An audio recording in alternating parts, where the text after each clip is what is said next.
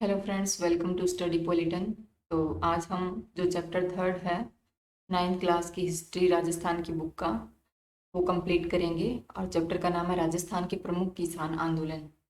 इससे पहले मैं चैप्टर स्टार्ट करूं, मैं आपको कुछ इन्फॉर्मेशन देना चाहूँगी। जो हमने सेकंड चैप्टर की वीडियो कंप्लीट की थी, वो लास्ट में से थोड़ी सी रह गई बाई मिस्टेक। ठीक है, मैंने रिकॉर्ड की थी लेकिन वो रिकॉर्ड नहीं हो पाई। तो हम इस चैप्टर के लास्ट में या फिर एक अलग से वीडियो में वो पार्ट कंप्लीट कर लेंगे। लेकिन अभी हम देखेंगे चैप्टर थर्ड।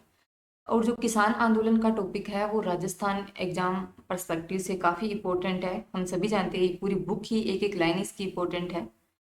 तो चैप्टर स्टार्ट करते हैं, लेकिन इससे पहले मैं एक क्वेश्चन पूछूंगी।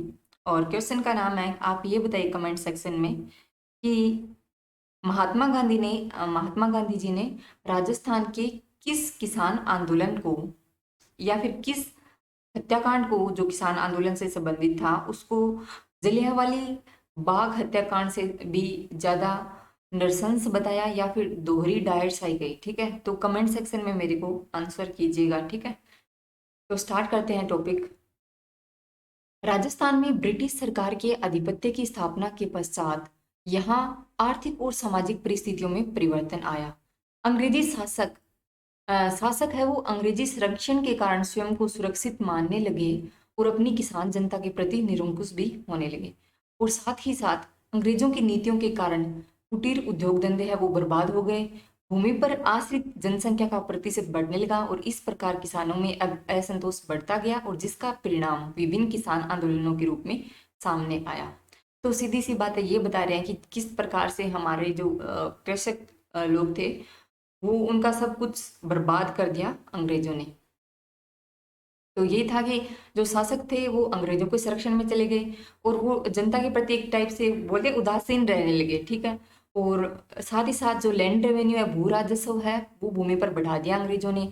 और एक्स्ट्रा इनकम जो कुटीर उद्योग धंधों के रूप में आती थी वो तो बिल्कुल ही आनी बंद हो गई, क्योंकि कुटीर उद्योग धंधे वो बर्बाद कर दिए उन्होंने। ठीक है, जो हस्तशिल्प उद्योग थे हमारे वो भी बर्बाद हो गए।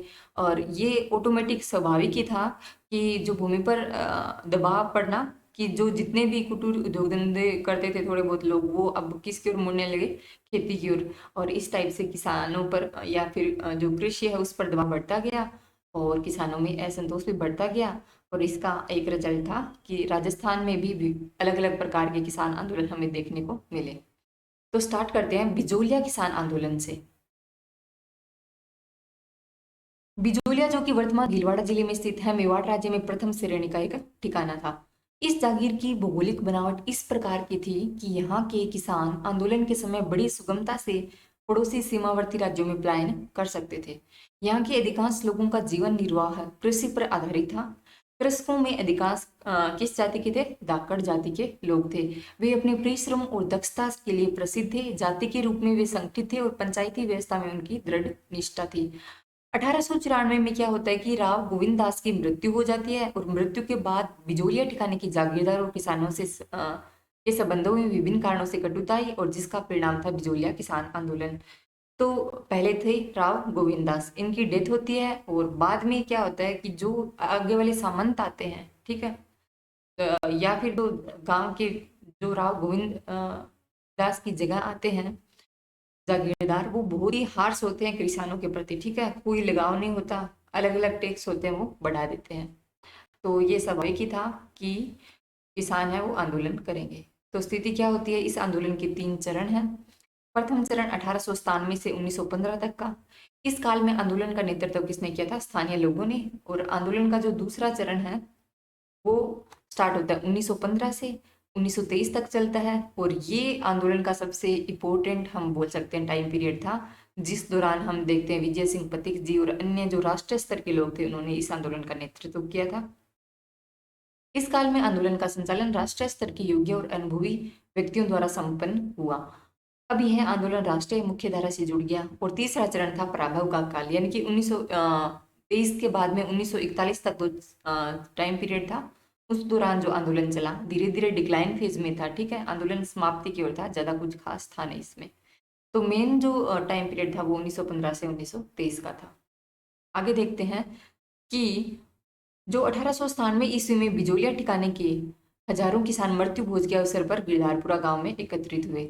यहाँ ठिकाने के अत्याचार और शोषण से संतप्त किसानों ने एक दूसरे से विचार विमर्श किया और निर्णय लिया कि उनके प्रतिनिधि उदयपुर जाकर महाराणा फतेह सिंह जी से भेंट करके न्याय के लिए पुकार करेंगे, किंतु इस पुकार का कोई भी परिणाम नहीं निकला। दो किसान जाते हैं, ठीक है, किससे मिले? फतेह सिंह जी से, लेकिन क्या कोई रिजल्ट नहीं निकलता है। बाद में क्या होता है कि रियासती सरकार द्वारा अपनाई गई निष्क्रियता और उदासीनता से बिजोलिया के शासक को किसान विरोधी नीति अपनाने के लिए प्रोत्साहन मिला। बिजोलिया जागीर का किसान पहले से विभिन्न प्रकार के लागों के बोझ से दबा हुआ था। अब 1930 में क्या होता है कि राव कृष्ण सिंह ने बिजोलिया अंचल में एक नया कर चमरी के नाम चल गया था। और चमरी कर क्या था कि कोई भी व्यक्ति अपनी लड़की की शादी करेगा तो 13 रुपए या कुछ अलग अलग साक्ष्यों में लिखा है कि कुछ 5 रुपए भी लेते होंगे, ठीक है, वो ठिकाने में जमा करवाना पड़ता था। फिर वर के लिए राव साहब के समक्ष उपस्थित होकर नतमस्तक हो आशीर्वाद प्राप्त करना पड़ता। इस अपमानजनक कर के लागू करने पर किसानों में रोष व्याप्त होना स्वाभाविक था। किसानों ने इसका मूक विरोध किया। उन्होंने 2 वर्षों तक अपनी कन्याओं का विवाह ही नहीं किया, ठीक है। और इसके बाद राव ने कुछ नाम मात्र रियायतें दी, किंतु संतुष्ट होने के बजाय किसानों क्या हो गए, बहुत ही ज्यादा। अब ये था कि ठीक है, कुछ तो हमारे सामने झुक रहे हैं, तो उनको अपनी शक्ति का भी एहसास हुआ। आगे क्या होता है कि 1906 में राव कृष्ण सिंह का निसंतान देहांत हो गया और कृष्ण सिंह के स्थान पर उनका निकट का संबंधी था पृथ्वी सिंह। तो तीसरा हमने देखा कृष्ण सिंह के बाद में कौन आया? पृथ्वी सिंह। वो बिजोलिया का स्वामी बना। उसने मेवाड़ राज्य द्वारा नई जागीरदार से तलवार बंधाई के रूप में ली गई रकम का भार जनता पर डाल दिया। ये परंपरा थी मेवाड़ राज्य में कि कोई भी नया जागीरदार बन रहा है तो उसे शासक को तलवार बंधाई टैक्स के रूप में चुकाना होता था, कर के रूप में। लेकिन पृथ्वी सिंह ने क्या किया, उसने तो शासक को दे दी तलवार बंधाई, लेकिन जो उस पर भार पड़ा था वो उसने आम जनता पर डाल दिया। तो स्वाभाविक था कि किसानों में इसका विरोध होगा। जब किसानों ने इसका विरोध किया तो स्थानीय शासक ने किसान आंदोलन से जुड़े व्यक्तियों के विरुद्ध सख्ती का रुख अपनाया और दमनकारी नीति का अनुसरण किया। किसान नेता साधु सीताराम दास को ठिकाने के पुस्तकालय से सेवा मुक्त कर दिया और अन्य किसान नेताओं को जेल में डाल दिया। तो साधु सीताराम दास ये इंपोर्टेंट पर्सनैलिटी थे। इस बुक में इतना नहीं दिया हुआ है, लेकिन अगर आप एडवांस बुक पढ़ते हो जैसे लक्ष्य वगैरह, तो उसमें दिया होगा कि साधु सीताराम दास ने अपना बहुत इंपॉर्टेंट रोल प्ले किया था और उनके बढ़ते हुए प्रभाव के कारण उन्हें जो लाइब्रेरियन की पोस्ट थी उससे भी निकाल दिया गया। अब क्या होता है, 1914 ईस्वी में राव पृथ्वी सिंह का भी देहांत हो गया और उनका पुत्र बनता है केसरी सिंह, जो कि एक अल्पवयस्क था, यानी छोटी आयु का था। इसलिए जागीरी प्रशासन कोर्ट ऑफ वार्ड्स ये महाराणा के नियंत्रण में चला गया। किंतु किसानों को फिर भी कोई खास फायदा हुआ नहीं, उनके हालात तो जस के तस थे। और इन हालात में इस प्रकार आंदोलन का प्रथम चरण पूरा होता है। तो प्रथम चरण यहीं तक था। अब स्टार्ट करते हैं जो सेकंड फेज था इस आंदोलन का।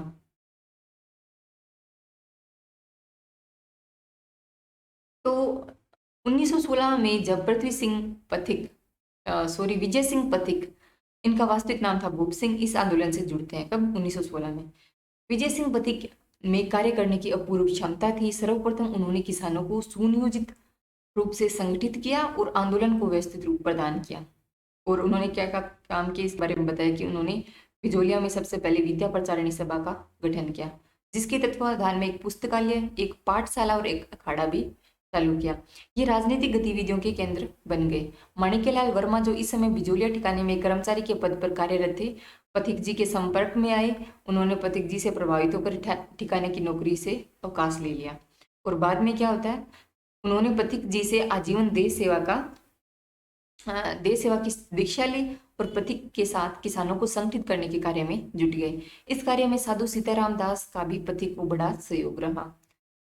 विजय सिंह पथिक उपरमाल क्षेत्र में अत्यधिक लोकप्रिय हो गए। वहां के निवासी उन्हें महात्मा जी कहकर संबोधित करते थे। उनके आदेशों का पालन करने के लिए वे सदैव ही तैयार रहते थे। पथिक किसानों की दुर्दशा से भी परिचित थे और इस भयावह स्थिति के निवारण हेतु पथिक ने किसान आंदोलन को सक्रिय बनाने के लिए निर्णय किया। और 1917 में क्या होता है, हरियाली अमावस्या के दिन ऊपरमाल पंच बोर्ड के तत्वाधान में क्रांति का बिगुल बजाते हैं वो। और ये ऊपरमाल पंच बोर्ड है वो पूरी क्रांति का एक निर्देशनकर्ता के रूप में काम कर रहा था। और ये हरियाली अमावस्या के दिन 1917 ईस्वी में स्टार्ट हुआ। अब आगे चलते हैं। पथिक ने किसानों को युद्ध का चंदा नहीं देने का आह्वान किया। किसानों ने घोषणा की कि वे बेगार भी नहीं करेंगे।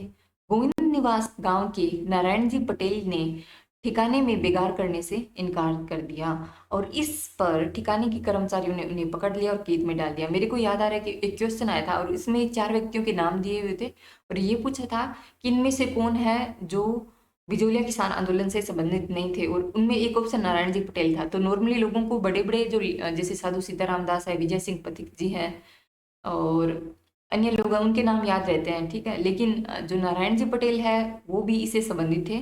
तो यहाँ ये पता चलता है, मैं हाईलाइट कर सकते हो, आप अलग से भी नोट कर सकते हो। तो कर्मचारियों ने इन्हें पकड़ लिया और कैद में डाल दिया। इसकी सूचना मिलने पर पंचायत के आदेशानुसार किसानों के जत्थे बिजोलिया पहुंचने लगे।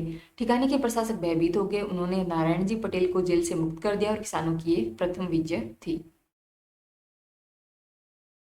अब इसमें आगे ये बताया कि जो जो बिजोलिया किसान आंदोलन है इसको एक एक वर्ल्ड लेवल पर या फिर इंडिया लेवल पर बोल सकते हैं, कम से कम पहचान किसने दिलाई थी?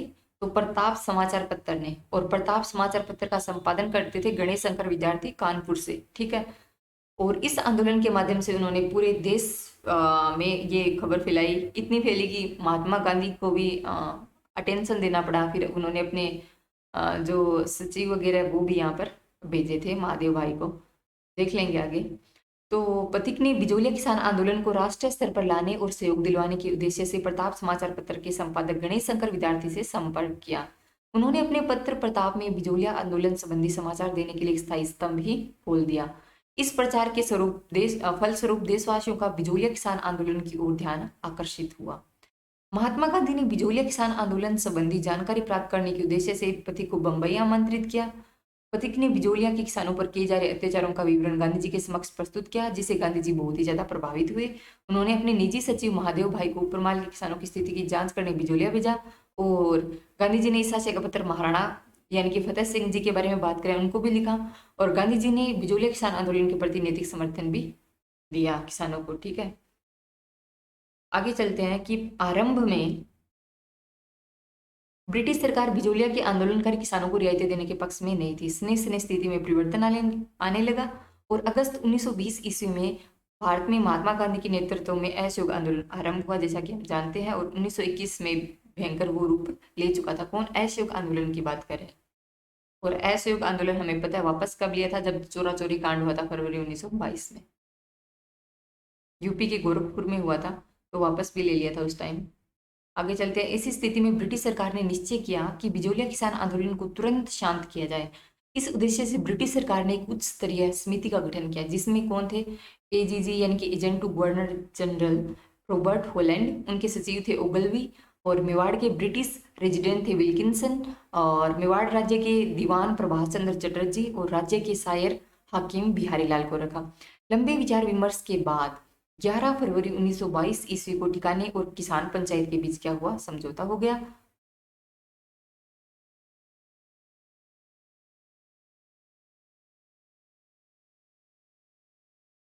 एजीजी होलैंड ने किसानों के पक्ष के औचित्य को स्वीकारा था और समझौते के अनुसार किसानों को अनेक रियायतें दी। लगभग 35 लागें हैं वो समाप्त कर दी गई और इस प्रकार 1922 ईस्वी में जो आंदोलन है वो समाप्त हो गया एक बार के लिए। आगे क्या होता है कि असहयोग आंदोलन के समाप्त होते ही एजीजी किसानों के साथ हुए समझौते के प्रति उदासीन हो गए, ठीक है। और बिजोलिया के जागीरदार ने समझौते का उल्लंघन करते हुए किसानों पर पुनः नई लागें लगा दी और लगान की मांग भी बढ़ा दी। 1923 से 26 का समय किसानों के लिए बड़ा तकलीफ से गुजरा। मार्च 1927 ईस्वी में किसान पंचायत हुई, जिसमें नाम रामनारायण चौधरी और माणिक्यलाल वर्मा भी उपस्थित हुए। पथिक ने किसानों को बरानी भूमि छोड़ने और अहिंसात्मक साधनों से आंदोलन को जारी रखने का सुझाव दिया, किंतु यह प्रयोग असफल रहा। फिर 20 जुलाई 1931 को सेठ जमनालाल बजाज ने उदयपुर में महाराणा और सर सुखदेव प्रसाद से व्यापक विचार विमर्श किया, जिसके फलस्वरूप समझौता हो गया। हालांकि उदयपुर ने इसका पालन न किया, किंतु जब मेवाड़ प्रजामंडल का व्यापक प्रसार हो रहा था तो इस वजह से कि किसान प्रजामंडल से न जुड़ जाए तो कुछ पहल करनी उनके लिए आवश्यक थी। 1941 ईस्वी में मेवाड़ के दीवान टी विजय राघवाचार्य ने राजस्व मंत्री मोहन सिंह मेहता को बिचौलिया भेजा, जिन्होंने किसानों और अन्य नेताओं से बातचीत कर किसानों की समस्याओं का समाधान करवाया और किसानों को उनकी जमीनें वापस दे दी गई और इस प्रकार यह आंदोलन है वो वहीं का वहीं समाप्त हो गया। तो इस टाइप से ये पूरा जो आंदोलन है वो इम्पोर्टेंट है। तो एक बार मैं चाहती हूँ कि आपको थोड़ा जिस्ट बता दूँ इस आंदोलन का। सबसे पहले क्या होता है कि अगर हम हिस्ट्री में जाए तो हम जानते हैं कि जो बिजोलिया है वो ऊपरमाल जो पठार है वहां पर स्थित है। वर्तमान में तो भीलवाड़ा में जो ऊपरमाल का पठार है वहीं पर स्थित है। इसलिए हमने देखा था ना, ऊपरमाल पंच बोर्ड आया था बीच में नाम। और इसमें ये आता है कि अशोक परमार थे, उनको राणा सांगा ने खानवा के युद्ध में जो उनकी तरफ से लड़े थे तो उनके उनको कुछ जागीरें वगैरह दी होगी, बिजौलिया दिया था, ठीक है उनको। और जो बिजोलिया किसान आंदोलन है इससे जो जुड़ी पर्सनालिटी हमने देखी थी, एक तो विजय सिंह पथिक जी थे, माणिक्यलाल वर्मा, हमने जमनालाल बजाज भी देखे हैं कि उन्होंने भी कुछ रोल अदा किया था। और इसके अलावा नारायण जी पटेल भी हमने देखे थे जिनको गिरफ्तार किया जा रहा था, बाद में उन्हें छोड़ना पड़ा। और इसके अलावा हमने देखा कि हरिभाऊ उपाध्याय हैं, उन्होंने भी त्याग भूमि वगैरह लिखी है, उनमें मतलब किसानों के लिए आवाज उठाई। माणिक्यलाल वर्मा और उनकी वाइफ नारायणी देवी वर्मा, उनका भी योगदान आता है। और माणिक्यलाल वर्मा का तो एक गीत बड़ा फेमस हुआ था जो पंछीड़ा था, ठीक है।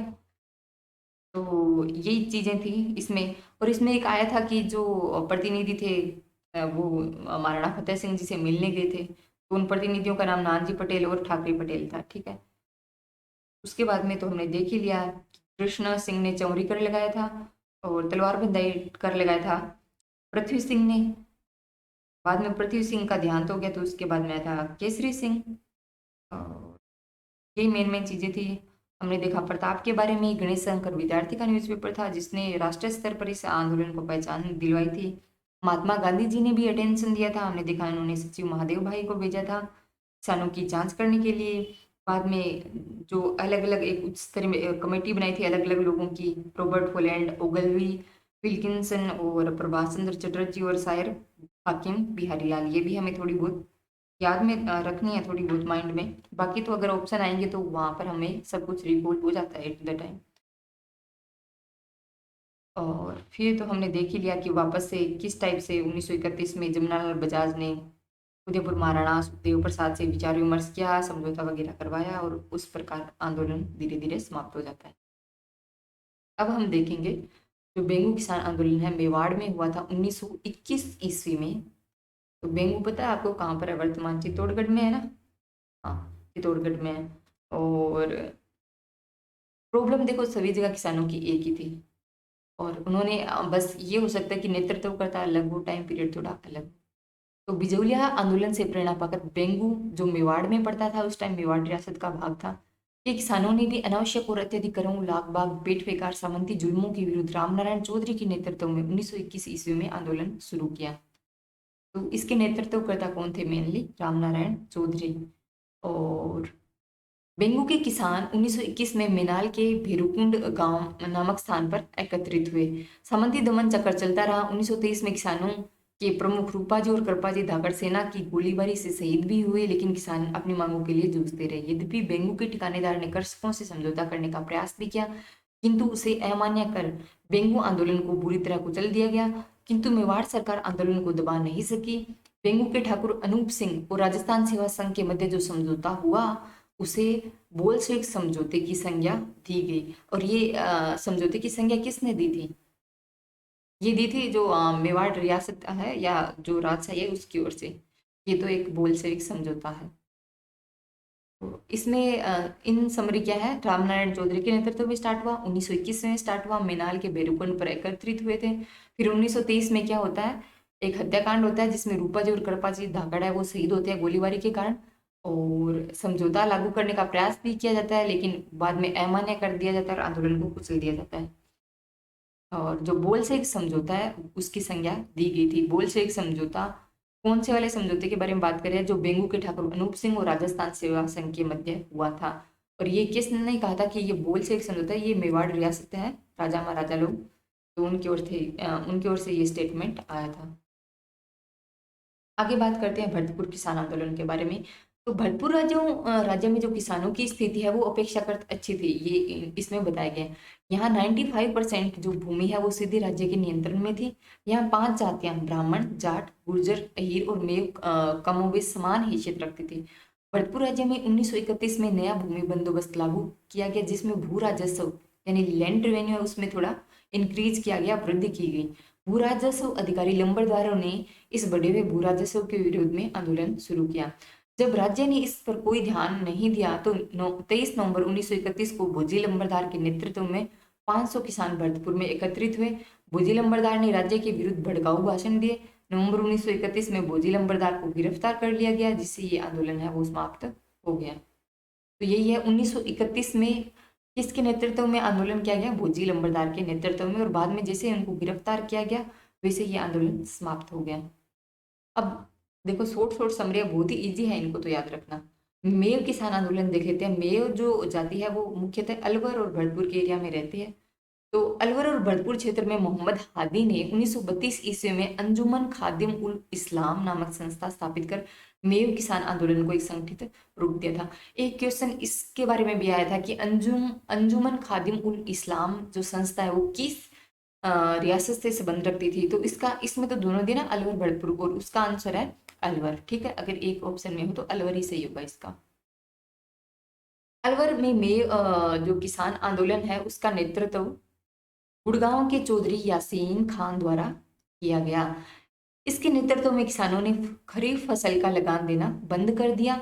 राज्य सरकार ने मेवों को संतुष्ट करने के लिए राज्य काउंसिल में एक मुस्लिम सदस्य खान बहादुर काजी अजीजुद्दीन बिलग्रामी को सम्मिलित कर लिया।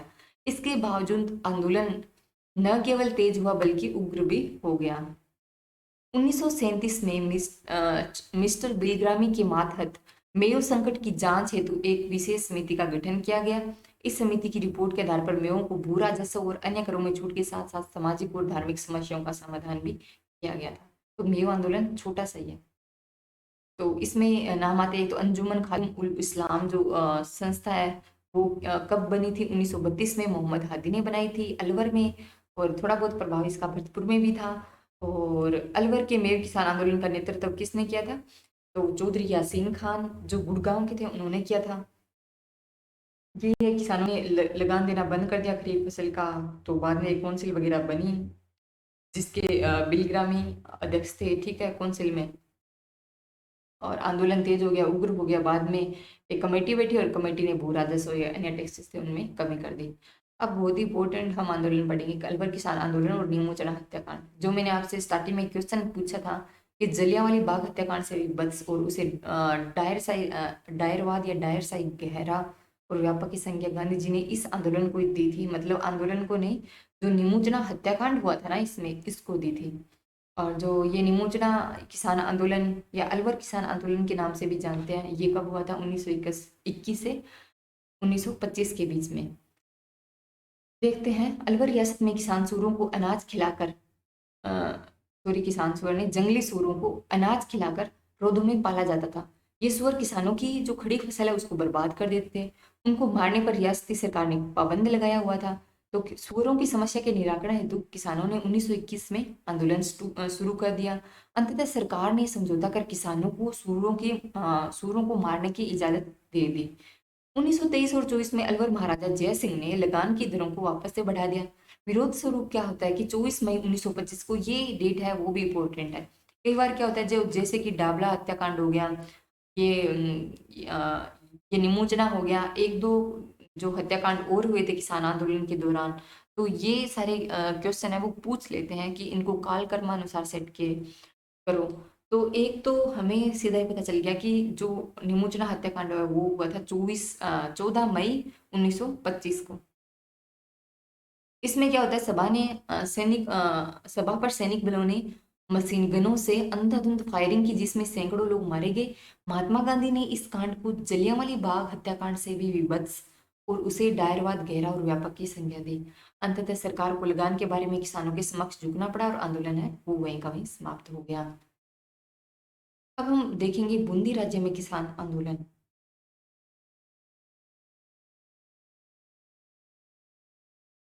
ठीक है, बिजोलिया और बेंगू के किसानों के समान बूंदी राज्य के किसानों को भी अनेक प्रकार की लागें, इसमें बताया कि लगभग 25 लागें थी। एक टाइप से टैक्स ही हुआ करती थी लागें, बेगार और ऊंची दरों पर लगान की रकम देनी पड़ रही थी। बिजोलिया और बेंगू के किसानों के आंदोलन से वे अत्यधिक प्रभावित हुए थे। परिणामतः अप्रैल 1922 ईस्वी में बिजोलिया की सीमा से जुड़े बूंदी राज्य के बरड़ क्षेत्र के किसानों ने बूंदी प्रशासन के विरुद्ध आंदोलन आरंभ कर दिया और इस आंदोलन का नेतृत्व राजस्थान सेवा संघ के कर्मठ कार्यकर्ता नेनूराम के हाथों में था।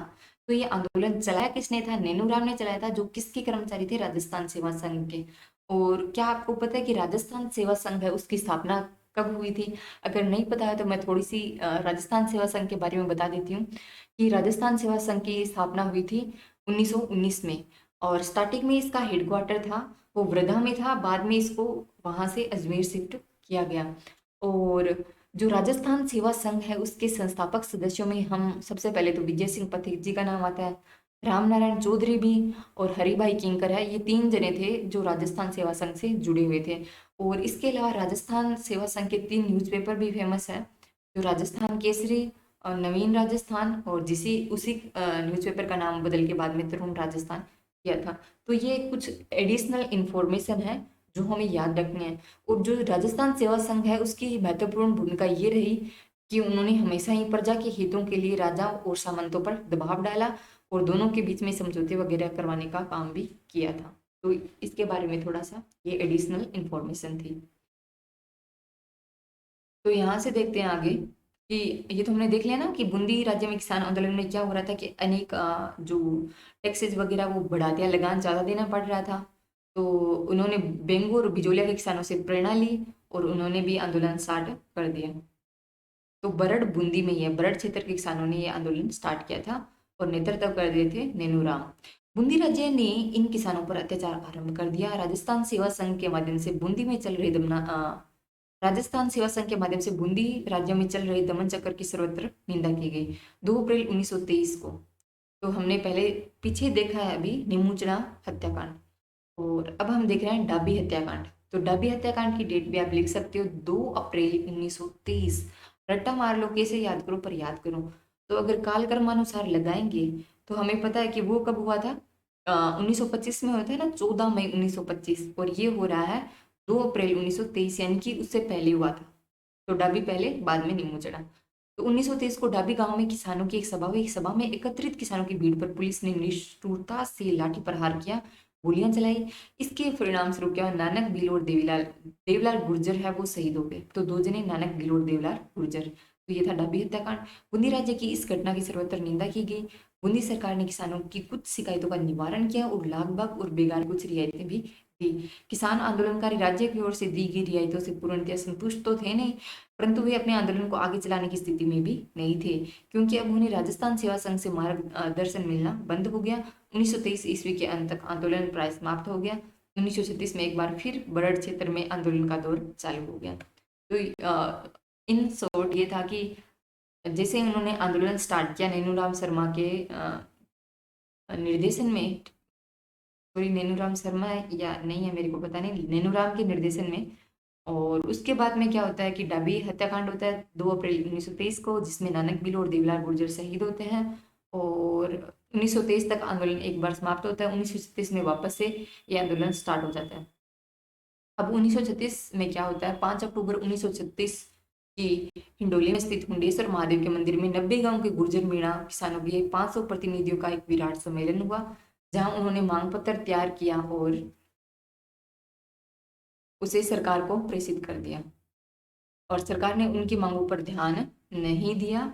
किसानों ने राज्य के विरुद्ध आंदोलन छेड़ दिया जो लंबे समय तक चला। अंततः सरकार ने चढ़ाई करों में कुछ छूट दी और युद्ध रण की वसूलियों में शक्ति का प्रयोग बंद कर दिया, और आंदोलन के समय जिन लोगों को गिरफ्तार किया था ना उन्हें भी वापस छोड़ दिया, और इस प्रकार यह आंदोलन धीरे धीरे समाप्त हो जाता है। तो ये था बूंदी या बरड़ क्षेत्र के किसानों का आंदोलन, और इसमें जो हत्याकांड था वो था डाबी।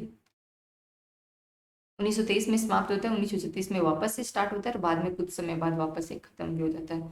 अब हम देखेंगे जयपुर राज्य में किसान आंदोलन। तो इसमें जो पूरा शेखावाटी वाला क्षेत्र है वो भी कवर था जयपुर राज्य के किसान आंदोलन में।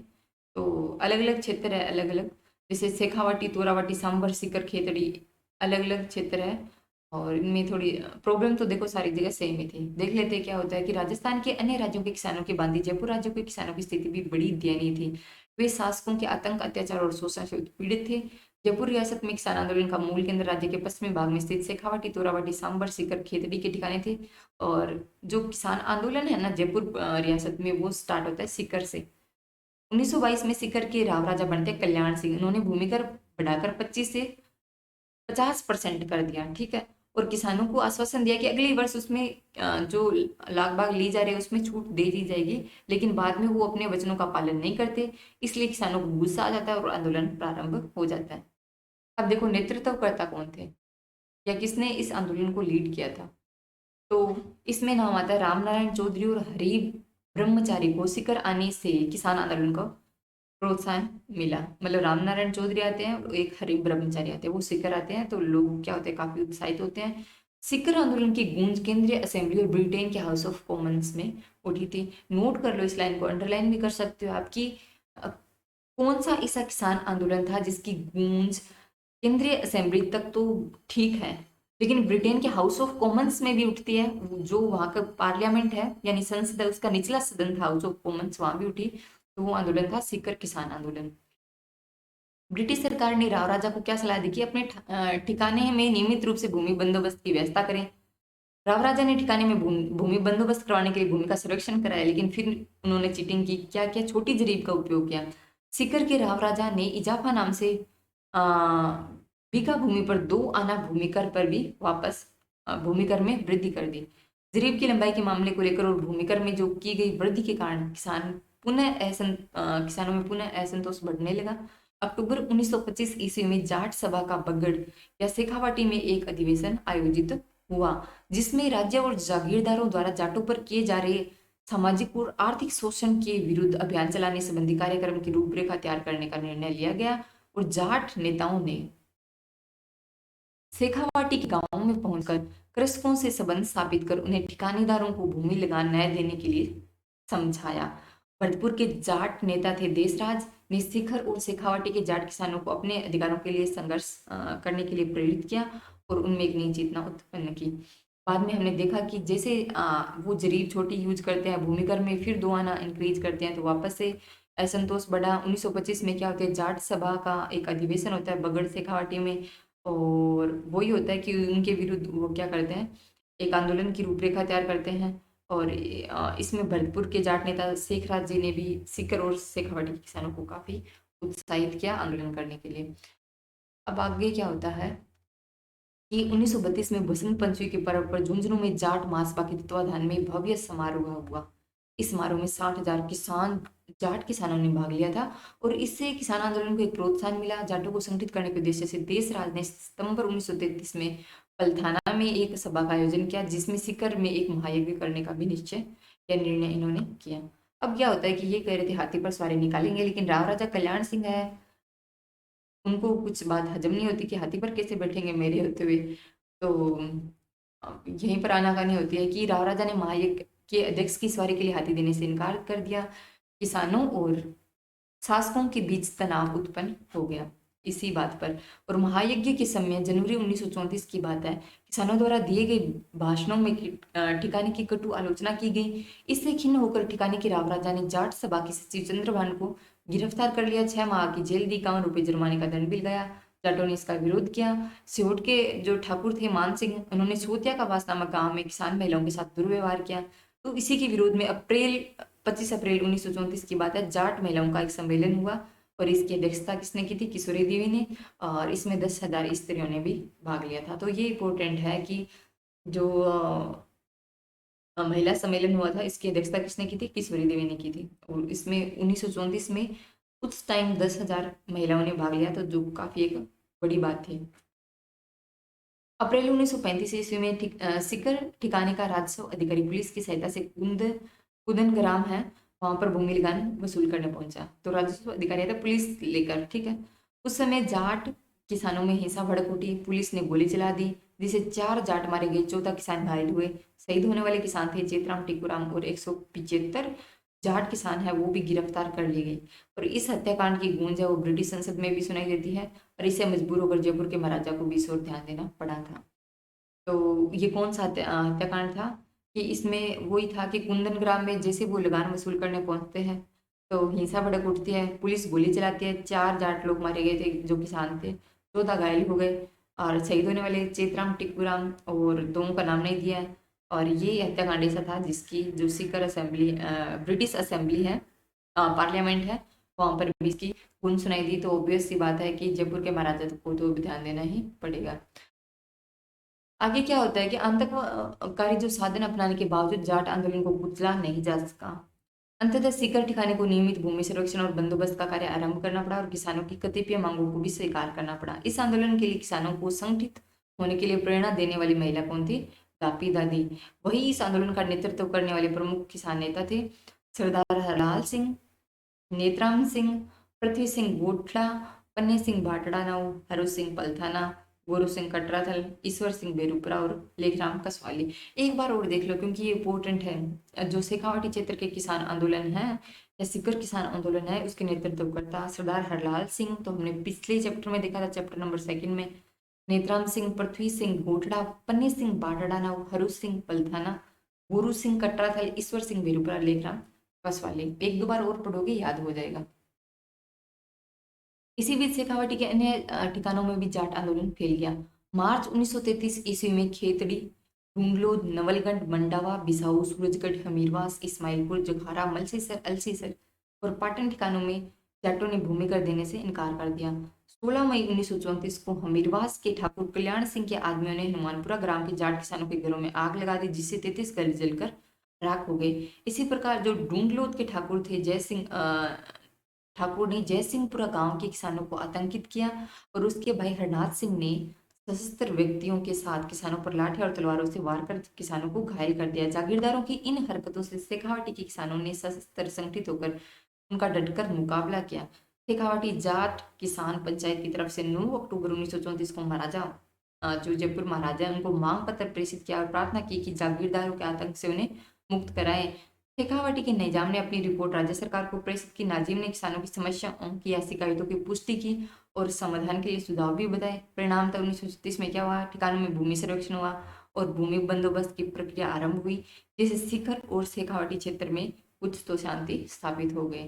बाद में क्या होता है कि सीकर और शेखावाटी के दीर्घकालीन किसान संघर्ष का अंत मार्च 1947 में होता है, जब जयपुर में हीरालाल शास्त्री के नेतृत्व में लोकप्रिय सरकार का गठन होता है और राजस्व मंत्री होते हैं टीकाराम पालीवाल ने गिर खालसा क्षेत्र से भूमि बंदोबस्त करवाने की इस टाइम व्यवस्था की। जब सरकार बनती है ना, पहली उत्तरदायी सरकार बोल सकते हो जयपुर रियासत की, तो उस टाइम राजस्व मंत्री थे टीकाराम पालीवाल, जो बाद में राजस्थान के सीएम भी रहे थे। जब हम पॉलिटी पढ़ेंगे तब उसमें देख लेंगे, या आपने पढ़ी हुई तो आपको पता होगा टीकाराम पालीवाल के बारे में। तो उन्होंने घेर खालसा जो क्षेत्र था वहां पर भूमि बंदोबस्त करवाने की व्यवस्था थी। खालसा क्षेत्र वो एरिया होता था जहाँ पर जो भूमि होती थी वो राजा की होती थी या सरकारी भूमि बोल सकते हैं, और गैर खालसा वो जैसी राजा की नहीं हो।